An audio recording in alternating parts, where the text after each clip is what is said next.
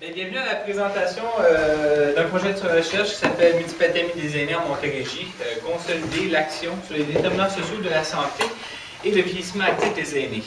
Ce que je vous présente aujourd'hui, c'est essentiellement des résultats préliminaires. C'est pas le rapport final de recherche. Le projet de recherche que je vais vous présenter se termine en 2017. Bon, c'est sûr, moi-même qui est Mario Paris, c'est moi qui vous présente aujourd'hui ces résultats préliminaires-là. Mais derrière moi, il y a toute une équipe de recherche, bien sûr. La chercheure principale qui est Suzanne Garon, qui ne peut pas se joindre à nous aujourd'hui. André Bureau, qui est une agente de recherche. Karine Nour aussi, qui est une collaboratrice au niveau de la recherche. Et plusieurs autres chercheurs. La liste peut être trop longue pour aujourd'hui, mais je vous dirais, c'est avec eux que j'ai beaucoup travaillé depuis la dernière année. Le but de la présentation, ça va être de présenter le projet de recherche, ce que j'appelle l'IRSC MADA. En particulier, on va poser les liens conceptuels et pratiques de Municipalité Amis des aînés avec les déterminants sociaux de la santé. On va décrire le projet de recherche sur le plan de la méthodologie. On va illustrer les résultats préliminaires. On va un peu où on s'enlier pour les prochaines 45 minutes. Au niveau des liens conceptuels et pratiques, je pense qu'il n'y a plus vraiment d'introduction à faire quand on parle de Ville Amis des aînés maintenant. Depuis les 7-8 dernières années, c'est un projet qui monopolise de plus en plus, je veux dire, la scène de l'intervention publique au Québec. L'OMS joue un rôle primordial dans la promotion de ce projet-là. Pour l'OMS, Ville Amis des aînés, c'est une ville qui encourage le vieillissement actif en utilisant la santé, la participation et la sécurité des citoyens âgés pour améliorer leur qualité de vie. Je veux juste vous faire remarquer que dès le départ, c'est-à-dire dès 2007, l'OMS, puis ça c'est une raison, seulement une explication qu'on donne étant due à des individus qui avaient à l'OMS, ne parle pas de vieillissement en santé à travers le projet Ville Amis des aînés. Ils vont parler de vieillissement actif. Une des raisons, c'est parce qu'ils voulaient vraiment s'ancrer dans une logique écologique, c'est-à-dire de rentrer les aînés dans leur milieu et de mettre la variable santé ou la dimension santé à la même égalité que d'autres variables dans la vie des gens. Concrètement, une Ville Amis des aînés, ça va adapter ses structures, ses services, afin que les personnes âgées, aux capacités et aux besoins divers, puissent y accéder et y avoir leur place. Au Québec, le programme Ville Amis des aînés a fait l'œuvre de 7 projets pilotes qu'on connaît, peut-être pas ça, c'est ce qu'on connaît le plus présentement au Québec, c'est-à-dire de 2008 à 2013. Il y a un programme qui a été créé par le gouvernement du Québec en 2009. Avec la création de ce programme-là, il y a plein de choses qui s'est arrimé. Je vous dis tout de suite, c'est un programme qu'on retrouve nulle part ailleurs dans le monde. On est vraiment des protagonistes internationaux au niveau des Villes Amis des aînés, ce qu'on appelle au Québec les municipalités amies des aînés. Une des particularités du programme MADA au Québec, c'est qu'il va utiliser ou il va employer le Carrefour Action municipale et famille pour donner de la formation au milieu. C'est-à-dire chaque municipalité qui rentre dans la démarche peut demander l'aide du Carrefour pour initier la démarche de planification. Ça, ça permet essentiellement d'avoir un grand réseau à travers le Québec. Une autre particularité qu'on a au Québec, c'est qu'on a un comité de coordination nationale, c'est-à-dire le programme Municipalité Amis des aînés. Il va se réunir avec les intervenants principaux, c'est-à-dire le Centre de recherche sur le vieillissement, le secrétariat aux aînés, le Carrefour Action municipale et famille et la conférence régionale des tables régionales des aînés. Qui vont se regrouper sur ce comité-là, qui vont se rencontrer plusieurs fois par année pour pouvoir discuter du développement des projets à travers le Québec. Propre aussi du Québec, on a un réseau des grandes villes. C'est vraiment une communauté de pratique qui s'est formée avec le temps. C'est-à-dire les 10 grandes villes au Québec, c'est-à-dire sans habitants et plus, se sont constitués un réseau où ils se rencontrent environ 2 fois par année pour pouvoir parler de leurs pratiques, d'échanger sur leurs défis. Ça, c'est vraiment une particularité aussi qu'on a au Québec. Autre particularité, on a un guide d'accompagnement.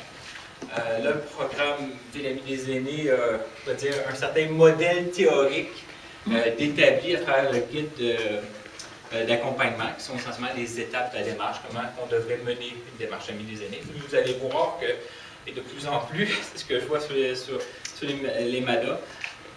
C'est un guide d'accompagnement. Les municipalités ont joué énormément de flexibilité due à leur contexte, à leur dynamique locale. C'est vraiment pas une boîte fermée. En 2015, on dénombrait 767 municipalités au Québec qui étaient dans la démarche Municipalité Amis des aînés à différentes étapes, par contre, de cette démarche-là, ce qui représente environ 85 %. Juste vous donner une comparaison, si je peux faire la comparaison, je la trouve un peu dangereuse, mais j'aime bien, parce que les deux projets se ressemblent relativement. Les villes et villages en santé, le réseau des villes et villages en santé au Québec, qui a apparu en 1988, compte environ 235, si on a 235 municipalités. Alors, en à peu près 20-25 ans, le programme MADA l'a plus que doublé en à peu près 8 ans. Alors, ça vous montre vraiment la rapidité du développement de ce réseau-là, de ce mouvement MADA au Québec, mais aussi tous les défis que ça a. Parce que dans la rapidité, bien, on se doute, il y a beaucoup de choses qui se passent rapidement. Mais il y a vraiment, je pense, ça illustre une prise de conscience des municipalités face au vieillissement de leur population. Le programme MADA va reposer sur certaines approches. Bon, comme je disais tantôt, c'est un modèle logique de programmation. Hein. Ça a une démarche de programmation, c'est-à-dire une étape de diagnostic social, une étape de plan d'action, puis une étape de mise en œuvre. La recherche que je vous présente aujourd'hui, l'ensemble des 4 cas se situe tout à la même étape, à la mise en œuvre. Quand on a commencé, nous, en 2014, ils venaient de déposer leur plan d'action et ils rentraient dans ce processus de mise en œuvre. Puis je vous dirais que pour la recherche, c'est une étape qu'on ne connaissait pas encore, ou pas assez. C'est vraiment dans, c'est dans cette période-là qui est le plus intéressant, parce que c'est un peu pour ça qu'on travaille. C'est ce qu'on veut, qu'il y ait des activités, des actions qui soient mises en œuvre. La municipalité est partie prenante de la démarche. C'est la municipalité qui est responsable de la démarche légalement, on peut dire. C'est elle qui signe le protocole avec le secrétariat aux aînés. Ça aussi, c'est très propre au Québec. L'approche systémique écologique, c'est vraiment les aînés dans leur milieu. L'approche est intersectorielle et de concertation, mais surtout au Québec, on a vraiment mis un emphase sur ce qu'on appelle le développement des communautés. Ça en est devenu, nous on l'utilise dans le projet de recherche comme étant le principe ou le moteur qui mène la démarche MADA et qui va en fin de compte avoir des répercussions sur les déterminants sociaux de la santé. Les questions et les objectifs de recherche, la question c'est comment les MADA produisent-elles des retombées concrètes sur les déterminants sociaux de la santé des aînés et plus spécifiquement sur la réduction des inégalités en santé. Ça fait la question qui a été soumise. Je vous dis qu'elle est de plus en plus personnellement, aussi je me situe dans la recherche, je la trouve très périlleuse d'y répondre pour plusieurs raisons, dont les retombées concrètes. Quand on parle des déterminants sociaux de la santé, quand on tombe dans ces indicateurs-là, c'est un projet d'environ 2 ans et demi, 3 ans maximum. C'est quand même assez périlleux de parler, d'avoir vraiment d'observer des effets ou des retombées concrètement. Alors, nous avons un peu le bricolage qu'on a réalisé, puis un peu la posture qu'on a face à ça. Au niveau des objectifs, le premier objectif, c'est de décrire les différentes stratégies de développement des communautés qui sont conjuguées au sein du processus MADA. Donc, c'est vraiment mettre l'emphase sur le processus MADA pour pouvoir vraiment le faire ressortir. Comme je disais, c'est le moteur même des démarches MADA. Chacune des municipalités auxquelles l'étude s'attarde va envisager différemment, va être à différents niveaux, va avoir une dynamique différente en développement des communautés. Ce n'est pas une question de les comparer, mais c'est de mieux comprendre. C'est un peu le langage qu'on utilise pour les comprendre. Comprendre comment la démarche et les actions de MADA contribuent aux interventions de promotion de la santé des aînés en termes de réduction des inégalités sociales des aînés. Alors, c'est vraiment de mettre une emphase sur comment que les actions ont un lien avec les déterminants sociaux de la santé. Et le dernier objectif, c'est celui de consolider les actions par le développement des outils d'intervention collective et d'évaluation de la démarche MADA et des effets sur les déterminants sociaux de la santé. Alors, le principe du dernier objectif, qui est vraiment transversal, je vous dirais, à l'ensemble de la recherche, c'est la posture même de la recherche et une posture d'accompagnement avec les milieux.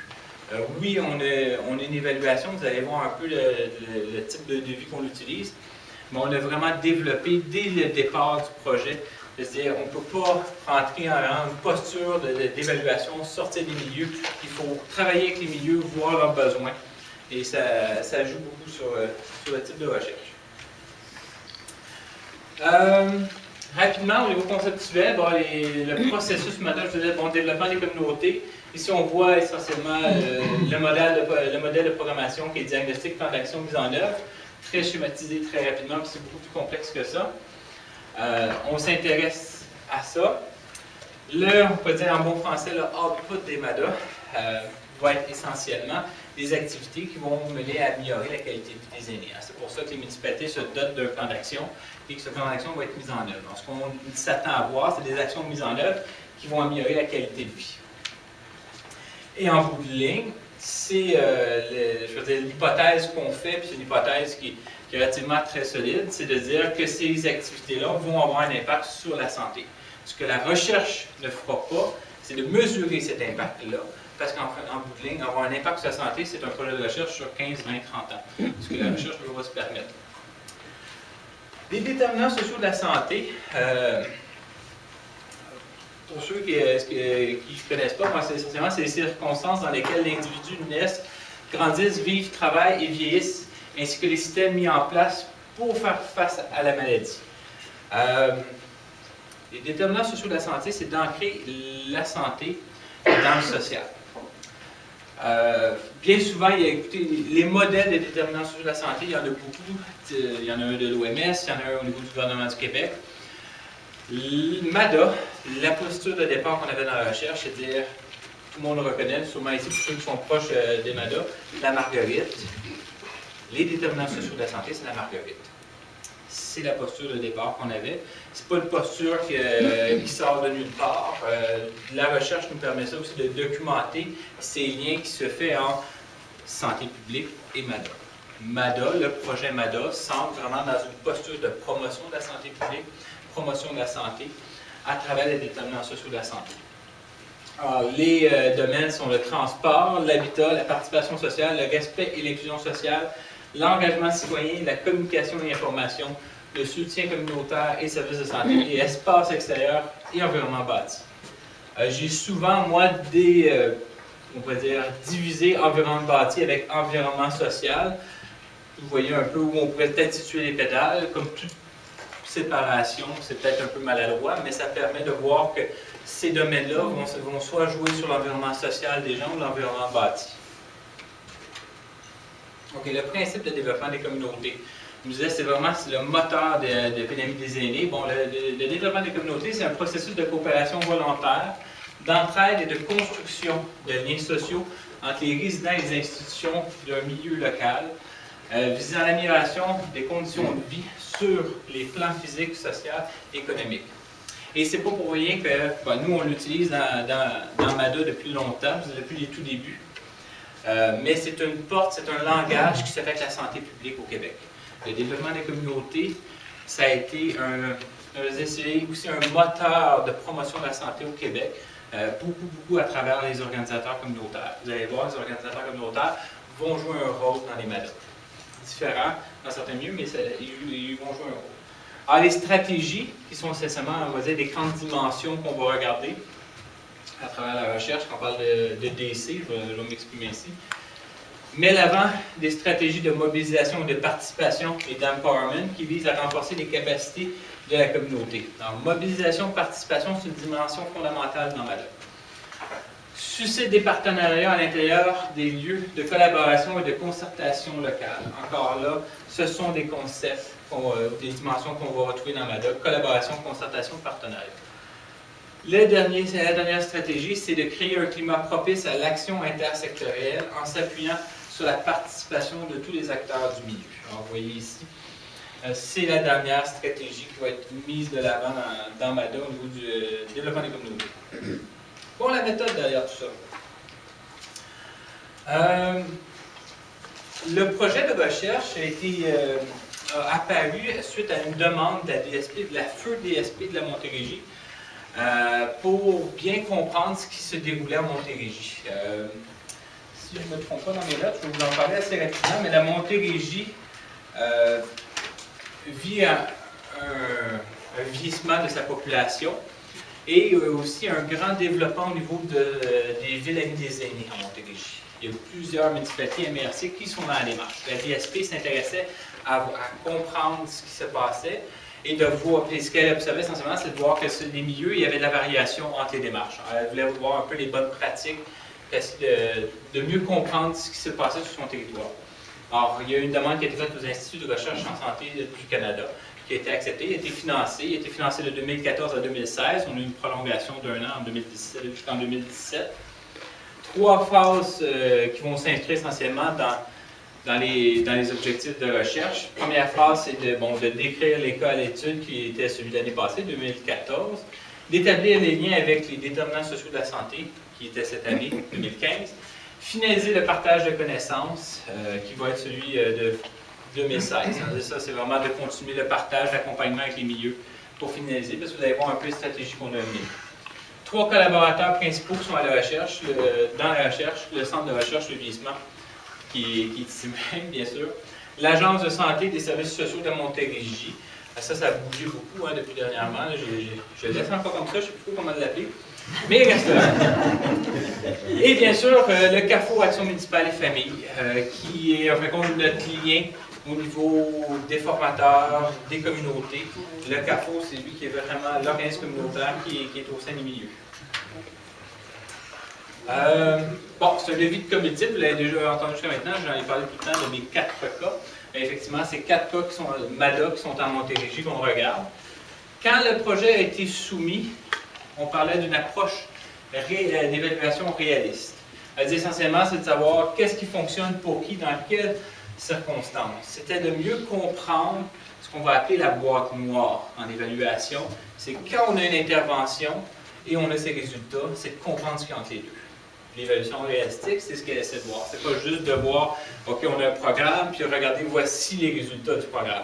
C'est de voir ce qui s'est passé entre les deux. Alors, ça permet bien sûr d'avoir une dynamique, d'avoir quelque chose de beaucoup plus varié entre les cas. Par contre, avec les mois qui ont passé au tout début, on a remarqué que le projet de recherche était beaucoup plus intéressant si on faisait une approche qu'on appelle une approche d'évaluation évolutive. Je me sens entre guillemets parce que des fois on entend développemental. En anglais, c'est developmental evaluation. Le principe de cette approche-là, c'est vraiment de soutenir le développement de l'innovation afin de guider l'adaptation aux réalités émergentes et dynamiques. C'est au lieu de partir, de dire « OK, on va vous évaluer, on va essayer de mieux comprendre », c'est qu'on s'ancre dans le processus ici MADA et on essaie d'accompagner, d'être partie prenante de ces projets-là, de mieux outiller, d'apporter des fois, d'essayer d'éclairer des décisions qu'ils vont rechercher ou avoir.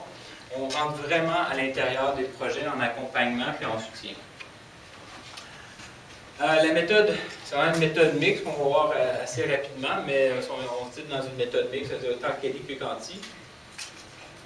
Les cas, comme je vous disais, on a 4 cas qui sont à Montérégie. À Montérégie, c'est quand même un immense territoire, je le remarque de plus en plus quand je fais le terrain. Je vous dirais que quand on me dit une entrevue à Vaudreuil, puis après en après-midi, tu as une entrevue à Varennes, j'ai comme réalisé qu'il y a 1h30, puis il faut prendre la décalée pour le faire.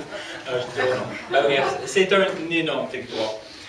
C'est aussi un grand bassin de population, 1,5 million de personnes, ce qui représente quand même presque 20% de la population du Québec. Dans les chiffres, juste ça, je vois à tour de mes notes. Présentement, en Montérégie, le taux de vieillissement en 2012 était de 15%, et il va s'accroître jusqu'en 2031 à 24%. En 2008, entre 2008 et 2013, il y avait 82 municipalités et 3 municipalités régionales de comté qui avaient amorcé une démarche MADA. Comme je disais, c'est une des raisons pourquoi la DSP nous avait approchés. Elle voulait comprendre ces démarches-là. Elle voyait que de plus en plus les municipalités entreprenaient ça. C'était quand même près de 50% des municipalités à Montérégie qui étaient impliquées dans cette approche. OK, au niveau des cas, on va essayer rapidement. Le cas A, qui est un essaim de village, c'est un cas très particulier, puis je vous dis qui est très intéressant. Au lieu d'être une municipalité, ils se sont regroupés, les municipalités ensemble, se sont regroupés à 8 municipalités pour faire la démarche. C'est pas une MRC, c'est encore plus petit qu'un territoire de MRC, c'est vraiment une petite région. Je vous dis administrative au niveau de l'ancien C3S. mais c'est aussi d'appartenance. C'est vraiment des liens d'appartenance qu'ils ont. C'est des gens qui se côtoient, qui travaillent. Alors, il y a une ville-centre, bien souvent, puis tu as les 7 autres municipalités alentours qui sont en lien avec la ville-centre. Alors, c'est vraiment la première fois aussi qu'ils se mettaient ensemble pour faire un projet. Le KB, qui est vraiment la grande ville. Vous voyez ici une population de 240 000 habitants en 2011. Ah, c'est vraiment la grande ville, très structurée, avec des arrondissements, différentes communautés, plusieurs réalités, immigration, communauté anglophone. Là, c'est sûr, certain, quand on parle de grande ville, tu as tout ce qui est transport urbain, tu as l'habitation. C'est un cas qui est très complexe, avec énormément de ressources. Le KC, c'est la ville de banlieue, en région de Montréal. Peut-être pas dire une ville dortoir, mais c'est vraiment ce type-là où les gens, dans la journée, travaillent à l'extérieur et viennent plus le soir habiter dans la municipalité. C'est une municipalité qui est relativement jeune, c'est la plus jeune des cas, comme vous pouvez voir ici, ils ont 12,6% en 2011.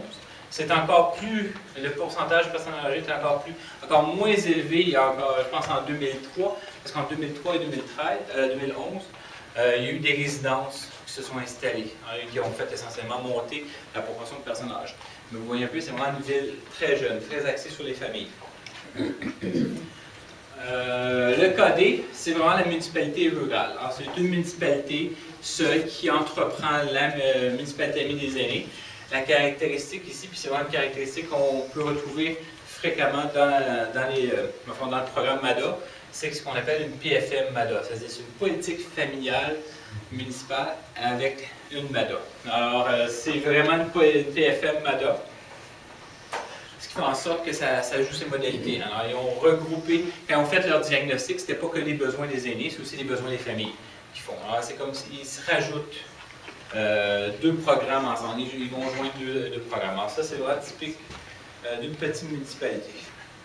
OK, au niveau de la collecte des données, c'est un peu où on est rendu parce qu'elle est encore en cours. On a de la documentation. Quand je parle de documentation, c'est toute analyse documentaire sur procès-verbal, plan d'action, tout ce qui est en rapport à leur diagnostic, si c'est des verbatins qui ont mené au niveau des consultations qu'on peut avoir émis. C'est tout un corpus documentaire qu'on analyse.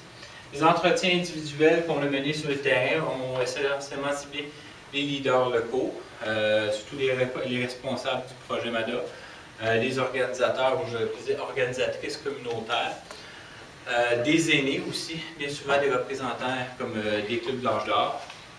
On a fait des entretiens de groupe. En grande partie, les entretiens de groupe sont avec les comités de pilotage.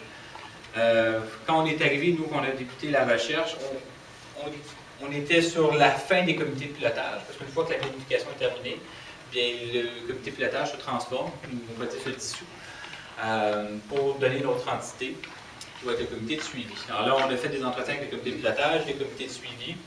On a fait des entretiens de groupe aussi avec les membres de la FADOC dans certaines communautés, parce que la FADOC va jouer un rôle important dans la démarche, dans certains milieux. On a fait des observations directes, on a été sur les milieux quand ils ont leur rencontre de comité de pilotage, c'est essentiellement ça, ou de comité de suivi. Bon, il est présent, on regarde le déroulement. On a passé des questionnaires sur la collaboration et sur le réseautage, questionnaires qu'on avait utilisés dans les 7 projets pilotes, qu'on réutilise dans ce projet-là. On a passé questionnaire avec les membres du comité de pilotage, puisqu'on veut faire l'année prochaine, en 2016. C'est de repasser les mêmes questionnaires, mais avec les membres des comités de suivi. Vous notez bien, juste avec la teneur du projet, la collecte et l'analyse vont être itératives, puis il va s'aligner avec la réalité du milieu. Ce que j'adorais avec ce projet-là, c'est quand on est arrivé avec le protocole de recherche, c'est-à-dire on va faire tant d'entrevues dans telle année, avec tel entretien. Quand tu arrives sur le terrain, tu te heurtes à dire, OK, il faut qu'on s'adapte parce que ça ne peut pas passer.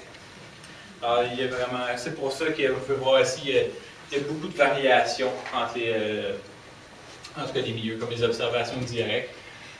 C'est parce qu'il y en a qui se rencontrent pas souvent, puis il y en a d'autres qui se rencontrent souvent. Premier constat qu'on a dans les résultats, qui va vraiment comme marquer les résultats, c'est que présentement, la recherche est située dans un des profonds changements dans son contexte. Quand on a soumis le projet ERC, c'était dans un contexte donné des réseaux, surtout des réseaux de la santé, et en cours de chemin, tout a changé. Nos municipalités, quand ils ont accepté de participer au projet, il y avait un conseil municipal, X. Ils ont été en élection. Puis certaines municipalités, quand on est arrivé pour débuter le projet, c'était tout un nouveau conseil municipal. Ils ne savaient pas qu'ils embarquaient dans un projet de recherche, il a fallu quand même un peu négocier, puis voir un peu les impacts que ça a sur les démarches. L'élection provinciale de 2014, ça aussi, ça joue énormément sur le contexte, parce que là, tout a découlé des changements majeurs sur les structures régionales. Là. Il y a eu la fermeture de Solidarité Rurale Québec, la fermeture des conférences régionales des élus, l'abolition des centres locaux de développement aussi, les CLD, et un majeur pour les MADA, va être celui de la fusion des C3S, des centres de réadaptation, des centres jeunesse, des hôpitaux, des CHSLD, des agences en une seule entité, ce qu'on va appeler les 6. Ça a énormément bougé, même dans certaines communautés, leur région administrative maintenant, pour les 6, c'est plus la Montérégie, c'est rendu l'Estrie. Quand nous on regarde 4 cas de la Montérégie, vous voyez un peu, ça joue des clairs. Alors, il y a ce contexte-là vraiment bien posé. Puis, il y a une importance aussi parce que ça va avoir des effets sur le développement des communautés. C'est déstructurant pour les communautés de perdre des acquis comme les conférences régionales des élus, les centres locaux. Puis aussi, il ne faut pas oublier que, je pense que je vous dis ici, non, je ne l'ai pas indiqué là, mais je veux dire, il y a certains ministères, comme le ministère de l'Éducation, de l'Employabilité, de la Solidarité, a envoyé comme directive à ses employés de ne plus sortir de leur bureau. Alors, ils ne peuvent plus participer à aucune table de concertation. Par exemple, si une municipalité veut jouer sur son emploi, sur le travail, mais les gens représentants des ministères ne peuvent plus être sur les tables de concertation. Alors là, on est vraiment dans une période de transition qui fait que ça bouscule les choses. Et bien sûr, il y a des nouveaux rôles qui sont attribués aux municipalités régionales au MRC. C'est eux qui vont détenir les fonds, ce qu'on appelle le Fonds de développement territorial. C'est un fonds que les municipalités régionales vont avoir, mais encore là, on est un peu dans une zone de transition parce qu'on ne sait pas comment ça va être dépensé, on ne sait pas où ça va se situer. Alors, c'est ça. OK. Au niveau de la stratégie, l'objectif 1 sur le développement des communautés, au niveau des stratégies de mobilisation et de participation, ce qu'il faut entendre, c'est bienvenu dans le monde des MADA, c'est que le processus va être varié et adapté selon les cas pour les participations, pour la participation des aînés. Elle va varier d'un cas à l'autre, mais aussi d'une étape à l'autre dans les MADA. Puis là, il est toujours risqué de dire, OK, qui performe mieux? Hein? Puis ça, c'est toujours la meilleure manière de voir, de juger de cette variation-là, c'est de rapporter à la théorie de programme, qui est un peu, comme je disais, le guide d'accompagnement MADA. Alors, est-ce qu'ils ont fait un comité de pilotage? Là, vous voyez le nombre d'aînés par comité de pilotage. Certains ont utilisé des questionnaires des besoins. Est-ce qu'ils ont consulté leurs aînés? De quelle manière? Puis on voit un peu les aînés qui ont été consultés, le nombre d'aînés, puis au niveau des aînés sous comité de suivi. Ce qui est arrivé avec la recherche, c'est qu'on voit que le modèle de théorie de programme va être les milieux vont être très, très, très innovateurs, vont énormément bricoler pour pouvoir s'adapter. Un des bricoles qu'on passe énormément à côté quand on regarde juste le guide, c'est celui des liens informels de proximité. Des cas comme le KD, qui est la communauté rurale, fait ressortir vraiment avec importance que regardez, il y a peu d'aînés sur le comité de pilotage, essentiellement c'est 2 représentants de la FADA. Ils ont fait un questionnaire pour 31 personnes de la communauté est au-dessus de 2000 personnes. Ils ont consulté 12 personnes pour identifier les besoins, 12 aînés. Et sur le comité de suivi, essentiellement, je veux dire, il y a 2 aînés qui sont les 2 mêmes du comité de pilotage. Alors, on pourrait dire, pas trop fort au niveau de la consultation. Par contre, quand on arrive sur le terrain, on commence à questionner, puis on leur met, c'est ce qu'on fait, nous, on a fait des fiches pédagogiques pour leur montrer, regardez, le regard qu'on porte de la recherche avec la théorie de programme, puis ce que vous avez fait, puis on les confrontait un peu. Puis c'est là qu'ils sortent les explications. Puis une chose qui sort du KB, qui est très, très, très fort, c'est les liens formels et de proximité. Les consultations, oui, ils ont fait des consultations des aînés, mais en même temps, il y a tout un travail de dire, moi, je vais dîner dans le café du coin, puis les aînés se rencontrent là, puis je leur parle. Puis, vous voyez, il y a vraiment l'identification des besoins des aînés et des propositions d'action ne sont pas toutes venues du processus formel de planification, mais les informations sont vraiment d'une manière informelle. Vous allez causer au café local. Ça joue son importance à le reconnaître. Parce qu'on peut rapidement dire, Ah, le programme ne fait pas son œuvre. Les aînés ne sont pas rejoints. Mais quand on gratte un peu, on voit toute cette complexité-là locale, surtout sûrement dans les petits milieux. Vous le voyez ici, c'est la grande ville, le KB, avec énormément de ressources, quand même 1000 questionnaires, je vous dis tout de suite, c'est quand même brio. C'est pas 1000 questionnaires envoyés, c'est 1000 questionnaires reçus.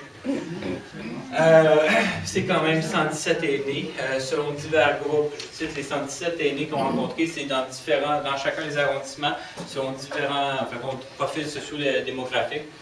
Alors, qui ont fait vraiment une approche beaucoup plus exhaustive, mais il y avait surtout des ressources pour le faire, ce que les petites municipalités n'ont pas. Un constat aussi, que quand on parle de mobilisation et participation, que l'ensemble des cas ont soulevé, c'est la nécessité d'aller mobiliser les aînés isolés. Et aussi la difficulté d'aller mobiliser les aînés isolés.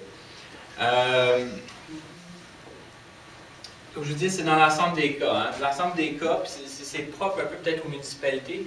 Ce que j'ai observé à travers la dernière année et demie, c'est que les municipalités sont portent à cœur ce qu'on va appeler la responsabilité populationnelle, ce qu'on entend beaucoup dans le C3S. Ils sont là pour leur population, ils sont vraiment préoccupés par le bien-être de leur population, comment les rejoindre. Mais encore là, c'est toujours comment on va les rejoindre, nos aînés isolés, où ils sont, comment on les identifie. C'est sûr certain qu'il y a plein de projets, puis c'est ce qu'on est en train de faire présentement avec les communautés, c'est de leur faire un peu un guide de bonne pratique au niveau de qu'est-ce qui s'est fait au Québec pour rejoindre les aînés isolés, exemple avec le service incendie. Il y a beaucoup de choses qui se fait au Québec. Alors c'est ce qu'on est en train de former avec eux, puis après on peut les diffuser. Un commentaire hyper intéressant d'un représentant de la FADOC dans notre communauté. Le commentaire était en fait, on ne convoque pas des aînés de la même manière que d'autres populations de municipalités. Les délais dans la consultation doivent être adaptés. Ça prend du temps pour convaincre les aînés. Ça ne prend pas une semaine pour recruter, ça prend un mois. Puis là, ça met le point sur un élément que je crois qui est très peu considéré dans les MADA. C'est une démarche de planification et de plan d'action de mise en œuvre, mais standard. Planification sur environ 18 mois. Puis je me souviens, j'ai travaillé justement avec André Bureau. André Bureau, c'est sa carrière, c'est ce qu'elle a fait. La planification et la mise en œuvre de plan d'action. Elle dit 18 mois, aucun problème, ça se fait très bien. Mais quand on arrive avec une population qui a des besoins différents, qui a aussi des capacités différentes, il y a peut-être à repenser sur les modalités des MADA. Peut-être dans certains milieux, de comment aller les rejoindre, comment les mobiliser. Ça ne prend peut-être pas une semaine comme le représentant de la FADOC. C'est pas n'importe qui aussi qui parle. Ça prend peut-être pas une semaine, ça prend peut-être un mois. Alors, peut-être au niveau de la planification, on a une certaine flexibilité, ce que les municipalités présentement n'ont pas. C'est vraiment 18 mois, ça c'est dans le protocole et c'est très ferme. Au niveau de la collaboration, de la concertation et du partenariat, cette stratégie-là a été énormément illustrée à travers les 7 projets pilotes de 2008 à 2013. C'est vraiment au cœur des comités et de la démarche MADA. Ce qui va ressortir dans les résultats, ce que j'ai envie de vous présenter aujourd'hui, c'est vraiment la collaboration intermunicipale qui se déroule dans le cas A. Parce que je vous disais, dans le cas A, il y a ces 8 municipalités qui se mettent ensemble pour faire la démarche. Et la collaboration, la concertation est au cœur de cette démarche-là. Mais, autant qu'il y a beaucoup de volonté, il y a aussi beaucoup de difficultés qui apparaissent. Et juste ça, on va en faire sur un bon carnet d'identifier les difficultés, mais première difficulté qui vont toujours sortir, c'est le manque de ressources humaines administratives. Bien sûr, c'est 8 communautés rurales, dont une ville centre, mais les 7 autres ont très peu de ressources administratives. Par exemple, ils vont avoir un seul employé qui va être le directeur général, puis il va travailler 2 jours semaine. Alors, c'est difficile de coordonner des horaires, de l'avoir quand on a besoin de l'appeler. Alors, c'est très difficile. Puis aussi, il y a un roulement d'employés dans les communautés, ce qui fait que c'est difficile si on commence une planification de 18 mois. Après 6 mois, ton seul employé de la ville il quitte pour un autre emploi. Il faut tout réinitier. Alors, vous voyez un peu les difficultés qui sont suivies. Le nombre d'élus, c'est 8 maires et 48 conseillers qui sont impliqués dans la démarche. Ça a été pour eux un grand défi. C'est sûr et certain que la plupart des municipalités ont eu un conseiller dans leur démarche, enfin sur le comité de pilotage, mais ça reste que c'est de savoir si c'est disséminé après dans les conseils de ville ou près de la mairie. L'engagement varié d'une municipalité à l'autre, oui, ils se sont mis ensemble. mais il y en a certains qui croient énormément dans la démarche, ils vont s'investir, qui vont mettre de l'argent, puis il y en a d'autres qui vont un peu le reculon. Ils disent oui, je vais y aller, mais ils ne sont pas trop sûrs de ce qu'ils vont impliquer comme argent, ils ne veulent pas vraiment en mettre. Puis c'est vraiment des processus différents d'engagement. Il parlait aussi des limites différentes du territoire. Puis là, on voit vraiment l'importance du territoire administratif et du territoire vécu. Pour ces gens-là qui vivaient un peu à la limite d'un territoire administratif, se sont toujours sentis comme laissés à part du développement, exemple, de la MRC, parce qu'ils sont à la limite de la MRC, à la limite du C3S, maintenant c'est le 6, ils sont tout le temps un peu à cette limite-là, puis on ne retrouve pas nos biens. C'est une des raisons pourquoi ils se sont mis en 8, en démarche régionale, parce qu'ils ont peu d'appartenance à la MRC. Les impondérables de la pratique, c'est-à-dire quand ils arrivent, ça c'est assez extraordinaire, c'est la dernière rencontre qu'on a eue avec le comité de suivi. Ils ont eu du financement de la FEUCRE pour mener des projets. Ils ont l'argent pour mener des projets. Dans les 8 municipalités, exemple, il y en a un, c'est des capsules d'infos de saines habitudes de vie, d'aller dans chacune des communautés. Pour province, c'est quand tu arrives pour les organiser. Ils ont l'argent, mais les gens de la municipalité n'ont pas le personnel pour le mettre en place. Ils ne sont pas capables. Puis là, c'est de savoir, OK, la dame qui travaille pour la ville-centre, elle dit, bien là, je ne fais pas le travail de l'autre municipalité, il faut que la municipalité s'investisse. Alors, vous voyez tout comment les impondérables de la pratique. L'autre chose qui est extraordinaire, c'est de dire, OK, on a quelqu'un qui a la clé pour le débarrer le local. Ah, c'est le maire. Il est où le maire? Ah, il est à son travail. Petite municipalité. Alors, c'est toutes des réalités, puis elle nous répétait ça.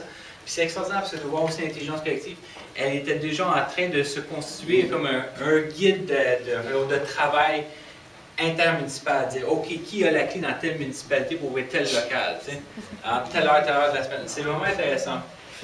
Alors, les impondérables de la pratique.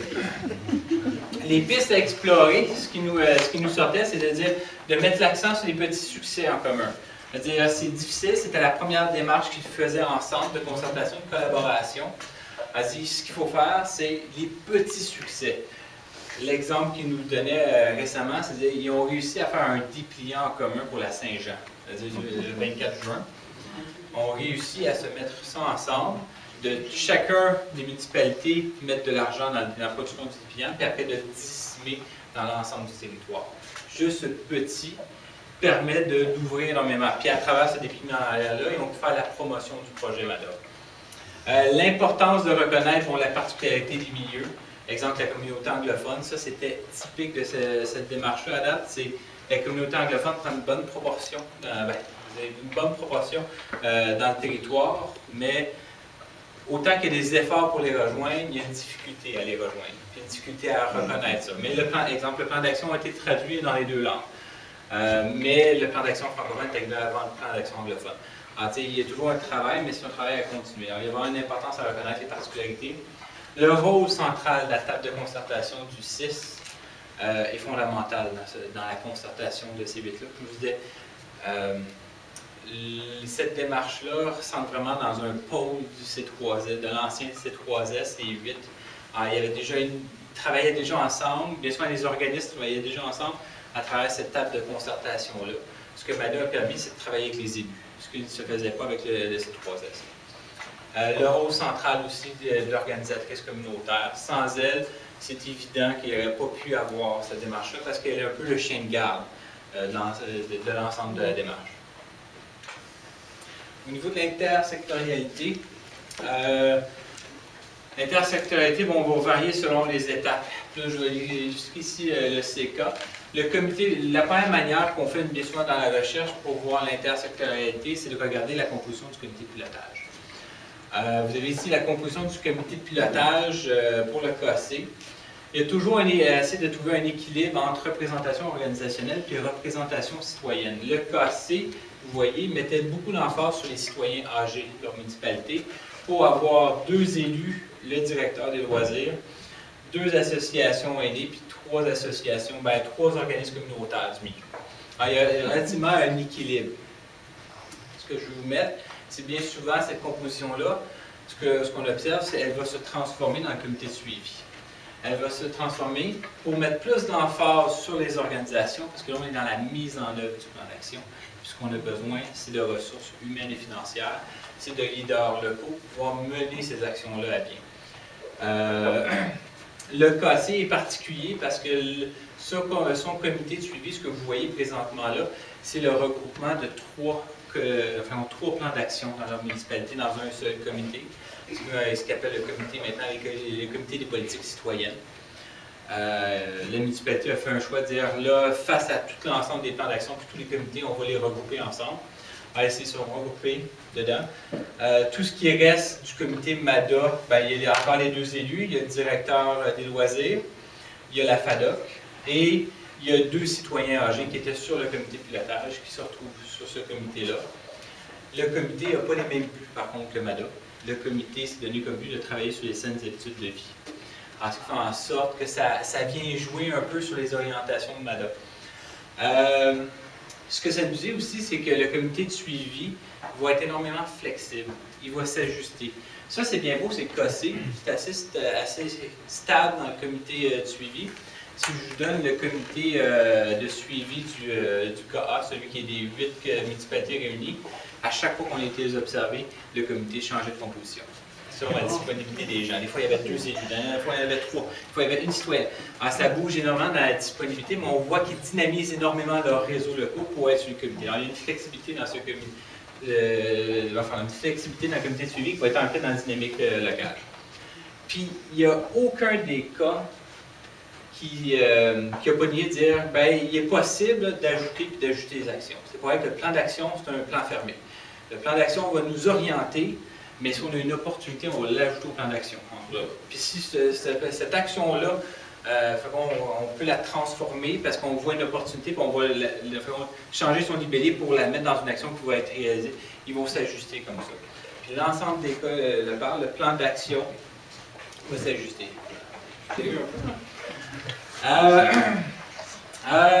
Des plans d'action, c'est pour mettre un peu un clin d'œil au niveau des déterminants sociaux. On va regarder un peu ce qui traîne dans les plans d'action. On parle des déterminants sociaux de la santé.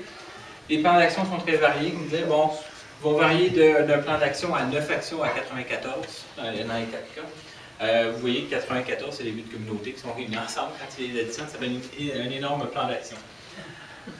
Les actions retenues s'inscrivent en partie dans 6 à 8 domaines MADA. Alors, ils ratissent large les plans d'action. Ils ne vont pas juste travailler, exemple, sur l'environnement bâti. Ils vont travailler sur l'habitat, sur le transport, sur l'environnement bâti, mais aussi sa participation sociale, son engagement citoyen. Ils vont vraiment être variés.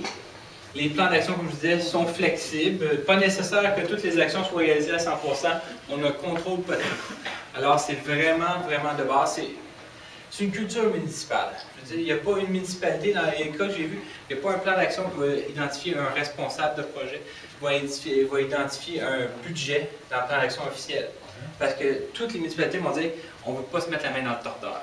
Les municipalités, ça négocie un budget à chaque année.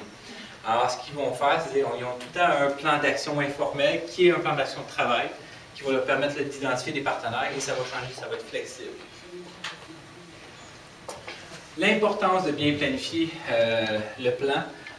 Le plan d'action a été élaboré et ensuite le comité s'est demandé qui pourrait réaliser chacune des actions. On est dans le codé. Il y a des municipalités, je dirais 2 cas sur 4 n'ont pas fait la consultation comme il fallait, selon la théorie de programme de MADA. C'est-à-dire, allez consulter les besoins, identifier les besoins, prioriser et faites vos actions. Il y a des gens qui ont fait un plan d'action, puis ont utilisé les consultations pour valider leur plan d'action, voir si ça faisait sens. Ce qui fait en sorte que quand ils arrivent sur la mise en œuvre, ils ont des difficultés à trouver des porteurs de dossiers, autres que la municipalité. Parce qu'ils n'ont pas identifié dans la priorisation d'autres acteurs qui disaient oui, moi je suis intéressé à faire cette action-là. Puis ça, c'est même à l'interne de la municipalité. C'est-à-dire, des fois, le directeur des loisirs va avoir fait un plan d'action, c'est lui qui est responsable du plan d'action, puis ils vont interpeller d'autres services sans les avoir consultés. Donc, quand il arrive pour la mise en œuvre, bien là, il y a comme un travail de rattrapage à faire, parce que les directeurs des autres services n'ont pas été consultés, ne se sont pas commis à faire un plan d'action. La plus-value du plan, ça c'est la grande question que moi et Henri, on avait des fois quand on sortait du terrain, c'est-à-dire à quoi qui sert le plan d'action? C'est quoi sa plus-value?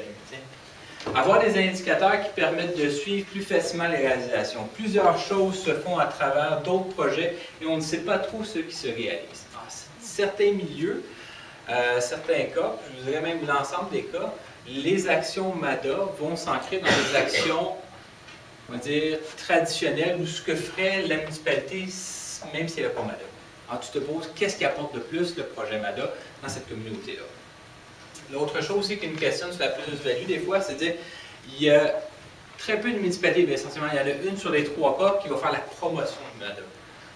Une fois que le plan d'action est adopté, que c'est officiel, ils l'ont montré au public, le plan d'action va être utilisé, mais quand les actions sont mises en œuvre, c'est pas estampillé MADA. Dire, ah, voici, nous avons, grâce à les 2 nouveaux bancs qu'on vient d'installer dans la communauté, c'est grâce au plan d'action MADA. Ça se fait pas. Une fois que le MADA est fait, ça rentre souvent dans une culture de fonctionnement de la ville, mais c'est pas promu. Alors, ça questionne beaucoup sur la plus-value.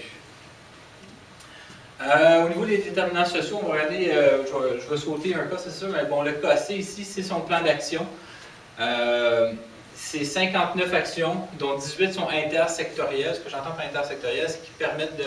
C'est pas que la municipalité. Il y a des liens avec des organismes communautaires à travers le libellé de l'action. Vous voyez un peu la répartition ici au niveau de ce que justement des déterminants sociaux de la santé, au niveau des pétales. C'est relativement très bien équilibré. Puis l'ensemble des plans d'action que j'ai sous les yeux, ou qu'on a étudiés, sont équilibrés à travers à travers les pétales. Ce qui nous reste à faire, puisque je ne fais pas aujourd'hui, mais ce qu'on a fait, c'est aussi de voir un peu la portée. Quand on parle de 3 actions sur l'habitation, mais qu'est-ce qu'on entend par là? Parce que là, on est quand même dans les chiffres, on s'entend qu'on n'est pas dans le qualitatif. Quand on tourne dans le qualitatif, là, ça se varie. Comme je disais, ce cas-là, bon, beaucoup de responsabilités de la municipalité. Le directeur des loisirs prend énormément de place parce que c'est lui qui est comme un peu prisonnier de cette démarche-là.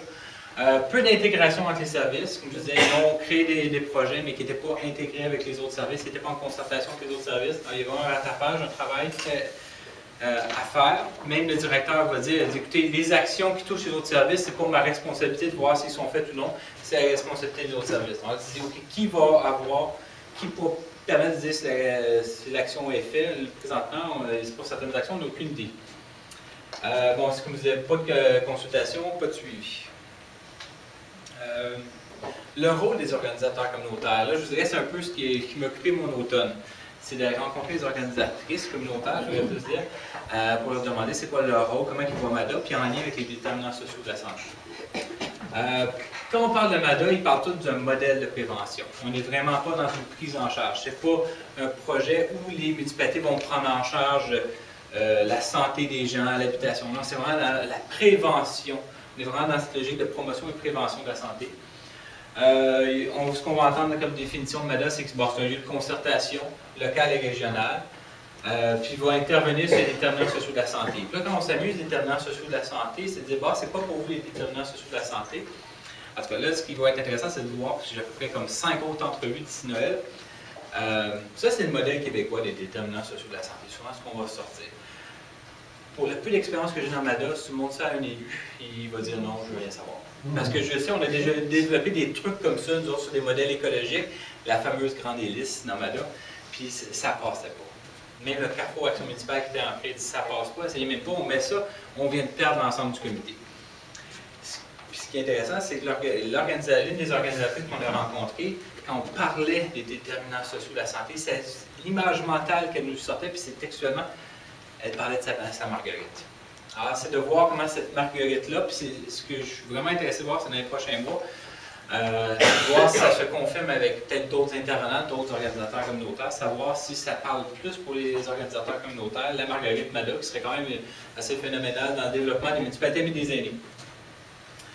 Le troisième objectif, je vais vous brosser rapidement ce qu'on a développé jusqu'à maintenant pour consolider les actions. On a développé diverses sortes d'outils. On a fait des fiches pédagogiques, comme je disais. Essentiellement, sur une diapositive, on leur montrait leur démarche, les étapes de leur démarche, pour dire où on se situe par rapport à la théorie de programme. Puis on faisait la discussion avec eux, on les provoquait un peu. Hein. Je les ai provoqués un peu trop, à mon sens. On les provoquait pour pouvoir, après qu'ils se repositionnent, pour avoir un regard plus critique sur leur démarche. On a fait des modèles logiques d'action. Les communautés s'est dit, ben, écoutez, j'ai besoin d'avoir un peu la rhétorique derrière pourquoi on va financer le service pair dans la municipalité. Ça va être quoi les effets? Là, je suis devant la négociation de mon budget, puis je veux comme avoir une rhétorique d'argumentaire pour pouvoir plaider. On a développé des modèles logiques qui sont vraiment un peu clés en main. Hein. C'est ancré sur la recherche, surtout pour le programme pair. Ce qu'on a réalisé, c'est que le programme pair n'a pas d'évaluation présentement. Il a fallu faire sur plus de la télésurveillance, il a fallu trouver d'autres programmes qui étaient similaires. On a permis de bricoler comme ça, puis ça a beaucoup marché avec la DSP en Montérégie. On a créé un outil de suivi interactif. Comme je disais, le suivi dans les milieux, c'est souvent du bricolage. À part des grands milieux comme la grande municipalité, il y a vraiment un cadre, ça fait un bilan annuel de ce qui s'est passé. Les autres, tu vois, c'est un peu dans le fonctionnement de la ville avec des documents Word qui leur permettent de suivre, mais c'est relativement dans certains milieux, dont le plus petit, assez bricoleur. On a développé un modèle suivi interactif. Essentiellement, c'est un tableau Excel on a intégré l'ensemble de leurs actions, puis tout ce qu'on va faire, c'est cocher. Puis après, les outputs se font automatiquement. Alors, ce qu'ils vont voir, c'est dire, OK, on a combien d'actions en espace urbain réalisé, puis ils vont l'avoir en graphique. Alors, pour eux, c'est plus rapide, c'est très visuel.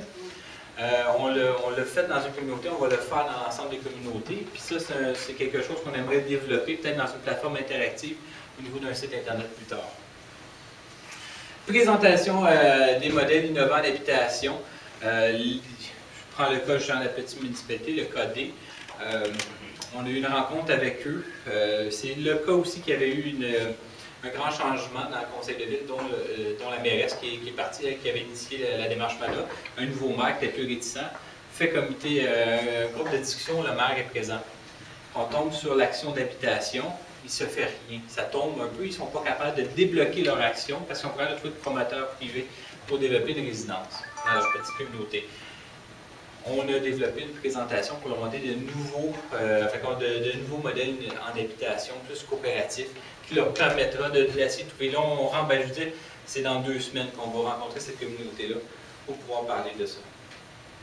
Les outils qui devraient être développés, c'est bon, on va accompagner une municipalité qui a mis un transport gratuit local pour les aînés. On va essayer d'évaluer la portée, la réussite de ça. C'est pas nous qui allons faire l'évaluation, ce sont eux. Nous, ce qu'on veut, c'est les outils, les accompagner. Sensibiliser aussi aux bonnes pratiques. Alors, on veut, bien souvent, comme je disais tantôt, au niveau de rejoindre les aînés isolés, on va produire un guide qui va être disséminé dans les 4 cas, mais pour vraiment les initier aux bonnes pratiques. Puis à la toute fin, on aimerait faire 8 fiches qui sont faites, les 8 pétales, les 8 déterminants, pour les documenter, montrer où ils peuvent trouver des ressources. C'est un peu ce qu'on prévoit de faire d'ici 2017, 18 mois.